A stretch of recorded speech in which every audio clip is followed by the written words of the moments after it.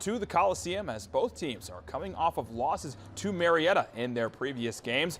And we'll begin in the first quarter as Emmy Dusky passes to Ella Dowler, who lays it in. 5-0 Lady Cadets. Dowler now scanning the floor and finding Aubrey Lane for an open three, and she hits it. Fort Frye opened the game on an 8-0 run. Warren finally gets on the board with a couple of free throws, but Ava Huffman gets to the rim and hits the layup here.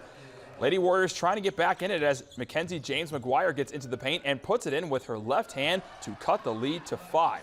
And it's James McGuire getting it again inside and spinning back to her left for 2. It's now 10-7 Fort Frye. But the Lady Cadets back on offense as Haven Schilling takes the pass and connects on the 3. Fort Frye led at 15-7 at the end of the first quarter and went on to win 36-25.